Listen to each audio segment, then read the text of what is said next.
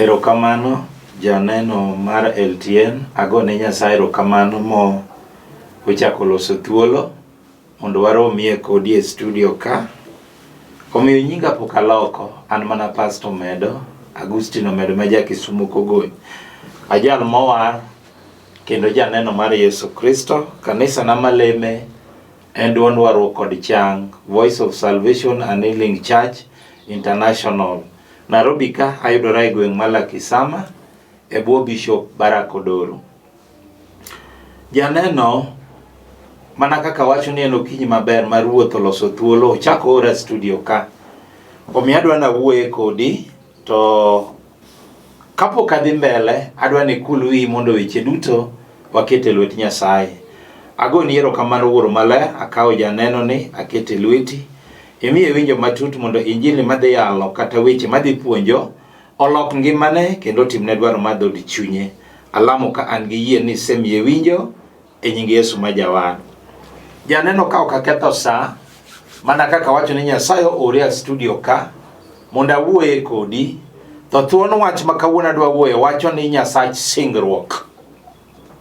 Wik mokalo ne an e lamo, to Nyasaye nowuoyo koda mondo wach madhi yalo kawuono ni nitiere ng'ama osingore ni odwa timo ne wach moro. Omiyo kaminena sani adwa ni kawe thuolo ni matin, dakika moko 30 mondo alam kodi Nyasaye. Awacho ni thuon wach mawuoyo wacho ni Nyasach Singruok. Wik mokalo ne an e lamo, to Nyasaye nowuoyo koda mondo awuoye kodi kawuono. Omiyo jaawi in miya ololo TV kawuono ni, nikech in ema kare Nyasaye ne nikodi gi lengo, message ni en mari. Omiyo ka Nyasaye nowuoyo koda last week, nowacho ni koro awuo gi ng'ato ma odwa timo kod singruok. Tiende ni otimo kodi singruok. To muma madwa somo Chakruok 18 e wang'e. Kari achiel.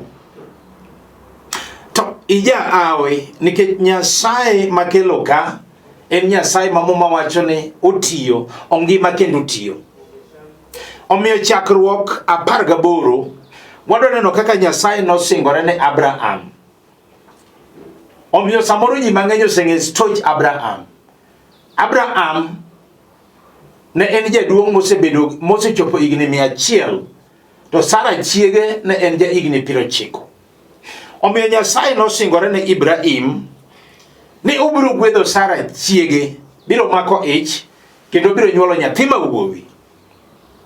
Ok ang'eyo ni en okinyi ma kawuono ni Nyasaye osingo ni ang'o, kata nitie gima Nyasaye osingo rekodi mondo ne otimni.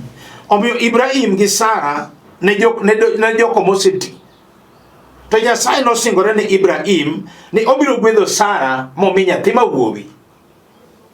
Omiyo kinyi ma kawuono ni akia ni ng'awa ma wacho adier ni pastor ane ma nitiere gima sedwaro ndalo mathoth, to ka en duond Nyasaye owuoyo nosingore nobiro timona wach ma osechana ndalo mathoth ni, to Nyasaye kosewuoyo to kolokre be okoriambi. Omiyo chieng' moro limo Ibrahim, oyudo ka Ibrahim yweyo tie yien moro miluongo ni mambre. Ka chieng' kech, to Nyasaye olime kido mar ji adek. Nyasaye Wuoro, Nyasaye Wuowi gi Nyasaye Roho Maler. Tiende ni 3 in 1. E kido mar ji adek. To Abraham nopare chunye. Ng'eni ka Nyasaye osingore kodi, to in bende ber mondo mi itim kodi. Wadwa neno ka Ibrahim, ka Nyasaye nosewuoyo kode molime, to notimo kode. Tiende ni Nyasaye kosingore kodi, to nitiere kori, onego itim kodi, to Nyasaye timo kode. Mae momiyo ji mang'eny osewacho ga ni pastors kwecho, kata kanisa ni kamilemeno, nitiere chiwo migologa. To Abraham nopare chunye. Be ji adek nokowacho ni Abraham tim kama, Nyasaye koselime koyudo koywe tie yien mar mambre, to Abraham opare chunye ni mondo tim gimoro. Koro kawuono kaminena timane kori, tiwe Nyasaye mondo tim kore. Tang' nine Nyasach polo, Adwana som kodi Chakruok 18 kare achiel mondo iwinj weche mawacho. Ndiko mar Nyasaye wacho niya, Ruoth Nyasaye nofwenyore ne Ibrahim e but yien milemoe mag Mamre.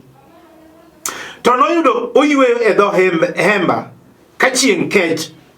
To kane oting'o wang'e, nopo koneno ji adek kochung' e nyime. Sama Ibrahim ne yweyo, nopo koneno ji adek kochung' e nyime. Eka nowacho niya, Ruoth, kiyie koda, to kik ikadh ma ok iraw kuoma. Tiende ni Nyasaye Wuoro, Nyasaye Wuowi gi Nyasaye Roho Maler nolimo Ibrahim. Iyudo ka jaduong' yweyo mos e tie yien chieng' to kech. To winj gima ne Ibrahim owacho. Weuru aom e pi mondo uluokgo tiendeu kendo uywe e tie yath ka abiro kelonu chiemo mondo omedu teko eka unyalo dhi nyime gi wuodhu mosekelo ira ni endi. To ne gidwoko niya, mano ber, tim kamano. Waneno ka Ibrahim notimo kore. Ok ni joke mowacho, winja maler, nikech kama intie no, in bende in gi mumbi. Ang'wen matindo wacho ne, weuru aomnu pi mondo uluokgo tiendeu kendo uywe e tie yadhni. Aito abiro kelonu chiemo mondo omedu teko eka udhi nyime gi wuodhu mokelo ka.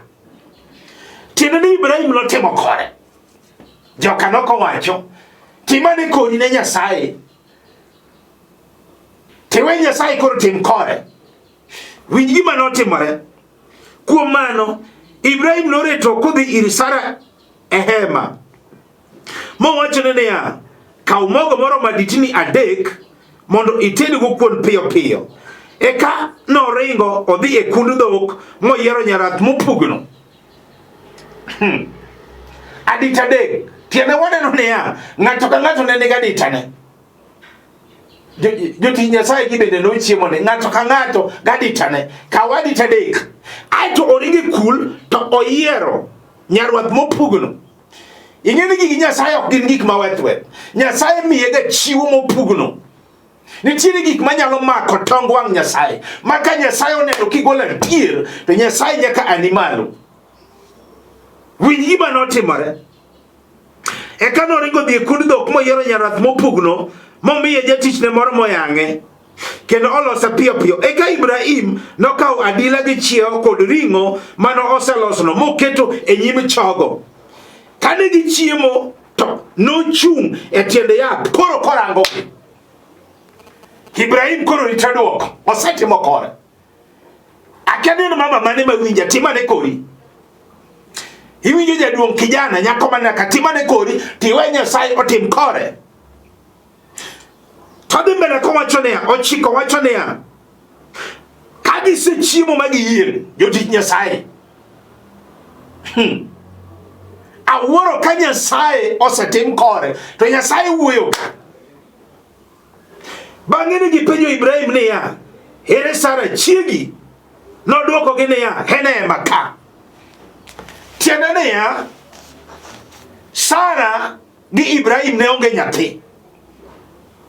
To Nyasaye nosingore ne Ibrahim, nobiro gwedho Sara. Sara ne en jahigni 90, to Ibrahim jahigni 100.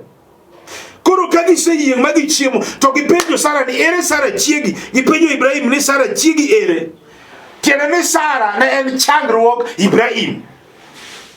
Nikech ne onge nyathi, koro ne en chandruok. An bende adwa penji mama. Adwa penji jaduong' kama ibeti winjane. Kama ibeti nena ni nyako ni kata kijana ni. Hapenji ni ere chandruogi. Samero en tuo man midekre. Misema nyinyo kindano mathoth. Changoge. Kela ne kawuono. Mae wach ma Yesu ye Nyasaye joka joti Nyasaye wuoro gi Nyasaye Roho Maler. Tiende ni 3 in 1. Negi penjo joko penjo Ibrahim ere Sara chiegi nikech Sara ne en chandruok. Ere tuo matindi se wacho ni tuo nani kela ne kawuono mbele Nyasaye. Akani ng'ama winja kama entie. Samoro en tich. Emise manyo ndalo mathoth. Ini ka ji to ino kawi. Tindi wuoth in gi certificate. Kela ne ka wuone mbele Nyasaye ere koso tich Moses andino. Mane wach ma joka do penjo Ibrahim ere Sara chiegi. Akani ng'ato be winja ere nyathi mise manyo ndalo mathoth to ke yude ne. Kela ne ka wuono mbele Nyasaye. Nikech jomoko semanyo kaka Sara na omanyo higni 90. Era kelane gima iwinjo katamo Nyasaye.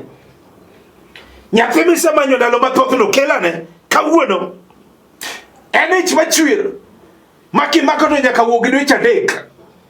Mano chandruok mar ng'ato. Kelane joka nopenjo Ibrahim niya, Ibrahim ere Sara chiegi? Nikech Sara ne chandruok. Ere ich machwir no kelane mama.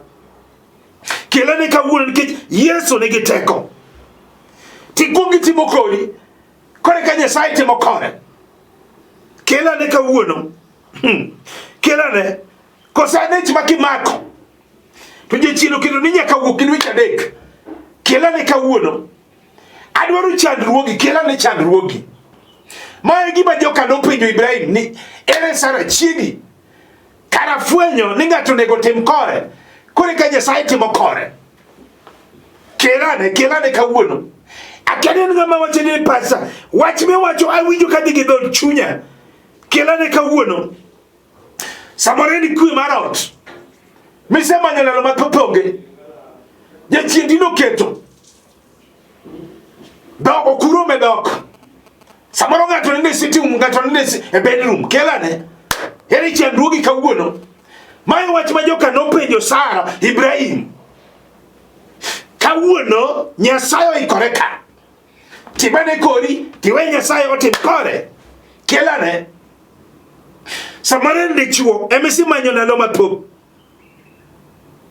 Otamore okeyude. Kelane kawuono. Mae momiyo tindi sewuotho. Ilimo nyaka wedeni. Kata ng'at ma piny nyingi onge. Kelane kawuono. Samore ni gombo momaki. Mama oketi tindi wuotha. Kawuono nchi Kisumo. Kini nchi Oyugis. Orucha nchi Nyaka. Kelane. Mano gombo majachilo kelo. To Nyasaye joka nomiso Ibrahim niya ere Sara chiegi? Ere chandruogi kawuono mama? Akani ng'ato be winja mowacho ni pastor ane magini kare wachne be gi dhod chunya. Kelane. Samoro en kong'o mokrume dala. Utamo nyaka chuori. Okethone nyaka tich. Okonyal ndike kata permanent. Kelane. Samoro no somo adier to gino baro kode. Joka nopenjo Ibrahim niya ere Sara chiegi? An bende adwa ni kelie chandruogi ni. Samoro en dhako misemanyo ndalo mathoth. Okeyude. Iwacho ni ngani to kal ka okayudo ng'etna. Hiyo kitu inapotea hivyo. Awacho ni kelane chandruogi no kawuono kelane. Mae wach ma joka nowacho na Ibrahim nikech Sara ne problem. Nikech noonge nyathi. Kawuono da wuoyo gi ng'ato kelane. Samoro ni gombo momaki. Ikendo to mon we yaweya. Moko tingo nyaka ot te. Tingo nyaka igot te midong misumba. Adwa ni kelane kawuono kelane. Nikech Nyasachwa nigi teko. Samoro en ohala makichako to jachien nyaka kethi. Mano gombo kelane.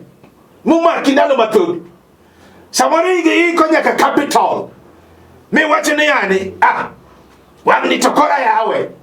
Kochopo tiwinjo ka chunyi pa apoya. Awacho ni kelane. Mano gombo. Mano chandruogi. Kelane. Joka nopenjo Ibrahim niya. Bang'e ne gipenjo Ibrahim niya ere Sara chiegi? Noduoke ni en maka. Adwa ni kelane chandruok kawuono ne Nyasaye. Akani ng'ato be winjo mowacho ni pastor karani man gi chandruok. Nitie moro mosemaka ndalo mathoth. To kawuono winjo dwol ni Nyasaye. Samoro no to misemanyo ndalo mathoth mondo mi igedi. Otamore. Ipango. Gini ok dhi kaka idwaro. Nitiere gombo moko ma jachien oketo ni gipango mondo mi idhi gi dala. Jomoko saiko nyaka musumana, nyaka mabati ni piny, mondo miyo Chakruok mondo dhi ogedi, otamore. Mano gombo, chandruogi kelane. Kawuono ng'ato nyalo kelo. Samoro ng'ato nena ka otemo mondo gol dala tier. Iketino niang, yawuoto sekendi. Yawuoto sekendo. Nyige bedo sekendi. Nitoje chino keto ni okonyal golo dala, gombo make. Gombo mag miere, kelane kawuono. Ere chandruogi no kelane. Maya wach ma joka nopenjo Ibrahim. Kelane, Ere Sara chiegi. Nodwoko gi ni ene maka. Kelane. Samoro mama moro nene ka. Giseda gi churi gina paraga bich poko nyume dok. Mano chandruogi mama. Makata nyamiru monyuoli gok nyal donje. Kelane. Mano gombo, mano chandruogi kelane. Samoro kijana moro temo ka mondo muyo dio nyuom chiege.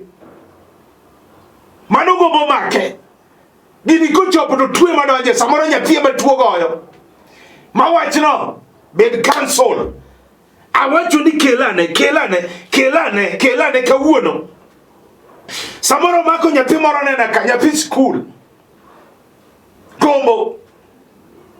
En kosomo to wich bar, jachino kete wich bar. Kata kosomo to wang'e ok nyal neno buk kama. Mano gombo, kelane kawuono. Wawuoye gi ng'ato. Sara ne problem mar Ibrahim. Kelane kawuono. Joka kao timane kodi, mokwongo titimo kodi. Tawe Nyasaye koro tim kore. Nikech joka wafwenyo ni ka Ibrahim nosetimo kore, to Nyasaye koro wuoyo. Samoro en chi liel moro manene kama onge kwe. Akiani ni kwe mane. Samoro onge ot maber monyalo dak.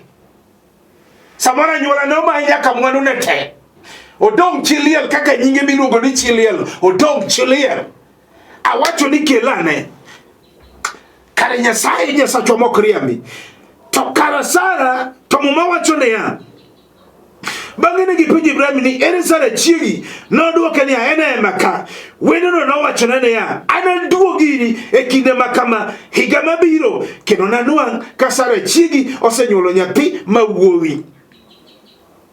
Owacho ne Ibrahim ni ene duogini chieng' makama, kinde makama. Kendo nanwang' ka Sara chiegi osenyuolo nyathi mawuowi. To winj gima timore. To kara Sara ne winjo wachno. Kare Sara ne winjo wachno kobet e dho hema ko enge wendo. Ibrahim gi Sara nosejoko moti, kendo ndalo mag Sara mag nyuol nosekadho.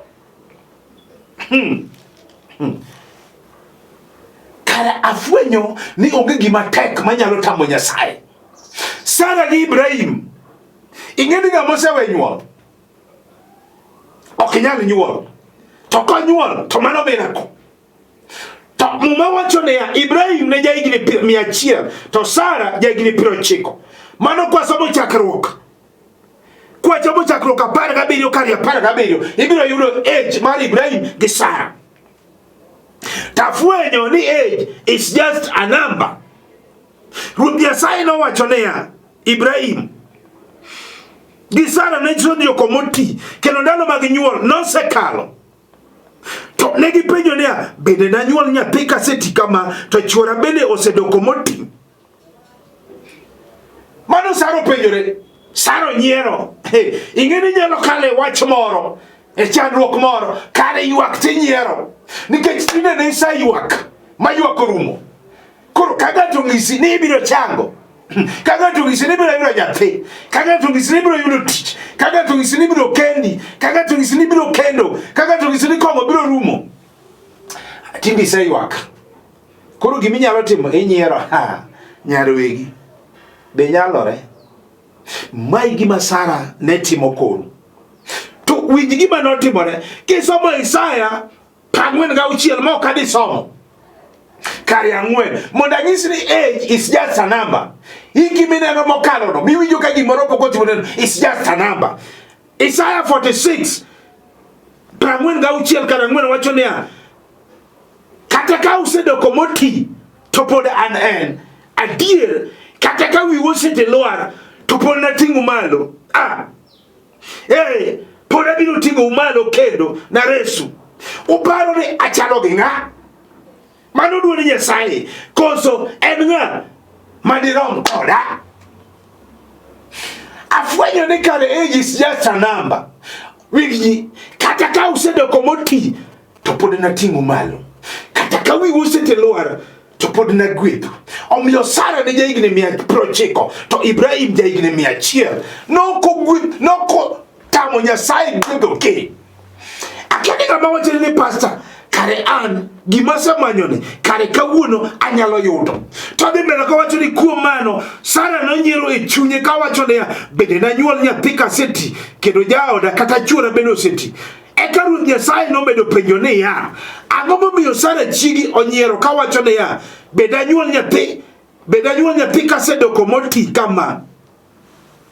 14 wacho ni ya Ruoth Nyasaye wacho ni ya 14 matindo. Ruoth Nyasaye nomedo penjo ni ya bende nitie gima nyalo tama timo. Akiani ng'ato be winja kama entie. Ruoth Nyasaye nopenjo ni ya bende nitie gima nyalo tama timo. Kata en tuo midekre mojachien noketo ni tinde siwuotho osiptende ok nyalre kawuono awinjo ka Nyasaye changi.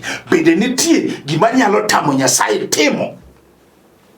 Kata en tich emesemanyo ndalo mathoth matinde sewuotho kimanyo tich otamore kawuono Nyasaye kelo. Bende nitie gima nyalo tamo Nyasaye timo.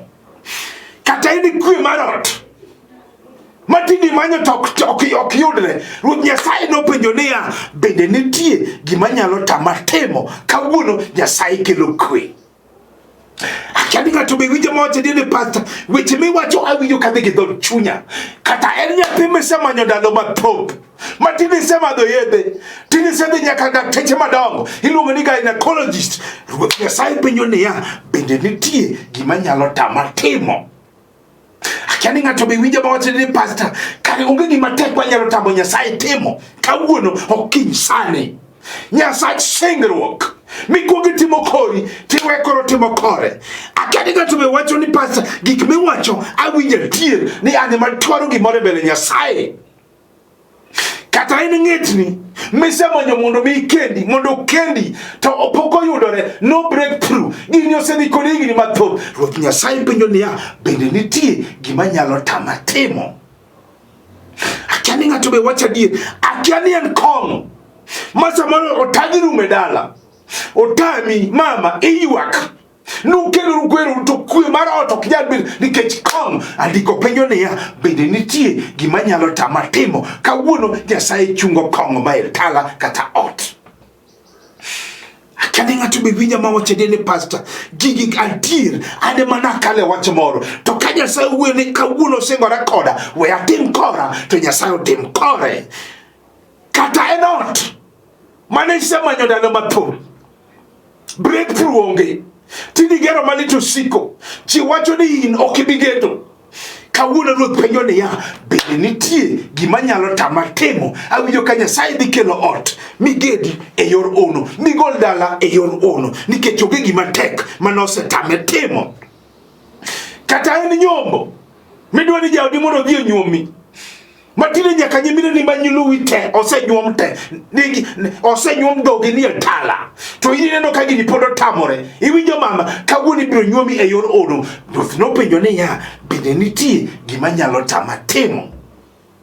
Adiera fwenyo ni onge nikech ibiro winjo kama Sara nomako ich monyuolo ne Ibrahim nyathi mawuowi kaka nosesingore.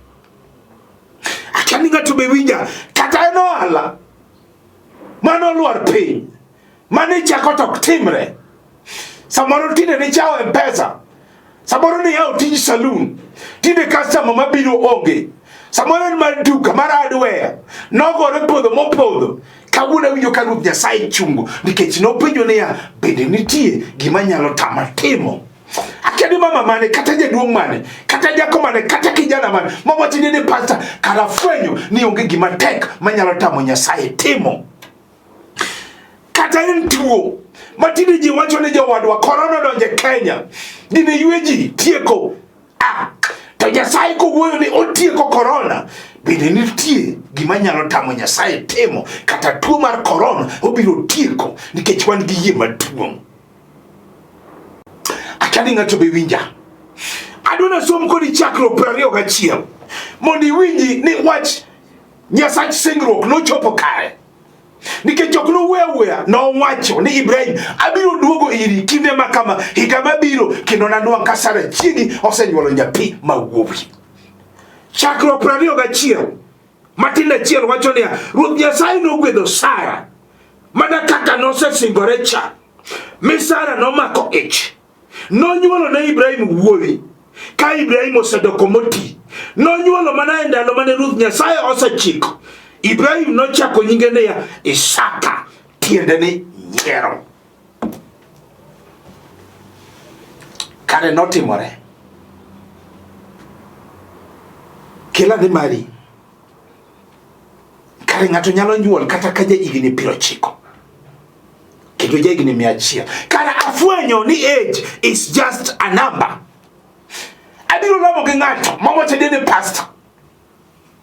Adier gira ni gima timane osedhi higni mathoth. Awacho ni en tuo mar inge chogo. Kata en wich bar. Chieng' moro nyako moro biro ira. Wiye nochako bare koja klas 7. Nyako sedhi katedo. Kwe onge. Nomuonyo yath. Omuonyo tinde pen kila minyiewo siling 25. Iluongo ni better pain. Makuya. Gini notamore kare ne en jachien. Gima ne jachien opidho. Nang'ise ni kawuono abiro lamo ni jakodo mola. Bende nitie gima tamo Nyasaye timo. Nyako ni nochango instant miracle. Umena ji arumo gi mama moro madakteche wacho niya omako ich, nyathi onindo marach. Daktari wacho ni nyaka timne operation mondo gol nyathini. Naluongo mama cha ago kode mbaka, ang'ise niya nitiere Nyasaye manyalo timo ni operation. Kik idhi operation, Nyasaye biro timo ni operation kende. Otieko dwe jochujo 200 katok lamone. Odhi osiptal odhi nyuol. Ogochena gokinyi ni otero osiptal. Ang'ise ni ok chanda, ane chonga kawuono biro neno ono. Mama ni nonyuolo nyathi gi tiendege. Tiende achiel mokwongo wuok to mar ariyo chako luwe. Bende nitie gima nyalo tamo Nyasaye timo. Akani mari ni en mane? Akani ne piny mane? Weyane gimitimo. Nikech Nyasaye oselora dwa lame kodi. Nyasach Singruok entiere ka. Akani en wach mane? Kila ne chandruogi. Kata in Mombasa kanyo, kila ne chandruogi. Kata in Nairobi ka, kila ne. Kata in Kisumu, kila ne. Kata in Nyaka kanyo, kila ne. Kata in Oyugi Soma Bay, Kindu Bay, kila ne. Kata in Busia boda, kila ne. Kata in Kano kanyo, adwa ni kila ne kawuono. Kata in Nakuru, kata in Mount Elgon, Busia, kila ne. Kata in Siaya, Bondo, kila ne. Nikech adwa lamo kodi Nyasaye. Weyane gimitimo. Kinyalo mako TV timake. Kinyalo go chonge penye teko. Nikech yie enang'o yien bedo ga tira. Makane TV alamo kodi Nyasaye. Nikech Nyasaye oselo mondo tim ni gima ditwaro e dhod chunyi. Walamo. Agoni erokamano Nyasach Loch. Akawo mama ni akete lweti. Akawo jaltuong' ni akete lweti. Akawo nyako ni akete lweti. Akawo kijana ni akete lweti Jehova. Japuonjo kang'eyo gima odwaro kit ngimane okinyi ma kawuono ni. Mana kaka ni singo ne Ibrahim ni biro gwedhe gi Sara manyuol nyathi ma wuoyi, to ne wafwenyo ka Muma owacho ni notimore. Timne jaduong' ni, timne mama ni, timne nyako ni, timne kijana ni dwaro mar dhod chunye. Wafwenyo ni kata osedeko to nyaka timre. Mana kaka Muma nowacho Isaya ni kata osedoko moti tabiro timonu gima odwaro e dhod chunyu. Kendo an gi yie ni isetimo ne mama ni, kijana ni, jaduong' ni e yor ono e nying Yesu majawar. Erokamano janeno. An gi yie ni Nyasaye osetimo ni. Omiyo adwa we nambana mondo mwatudre Sach Nyasaye. Mana kaka kwongo wacho ni nyinga en Pastor Agustino Omedo, aja Kisumu County. Ae gweng' miluongo ni Kogony buto Korogana School. Awuod jaduong' mane osenindo Lucas Pius Yer. Alemo gi kanisa ma dwaro kod chang, Voice of Salvation and Healing Church International. Ayudore gweng' ma Lakisama Nairobi ka ji osekawo namba moyudo konyruok. Sani Nyasaye otimo ng'wono piny oyaw. Abiro dhi e pinje kamoro amora mibiro twara. Namba mar simu ni piny ka 0726 84 39 41 0726 84 39 41.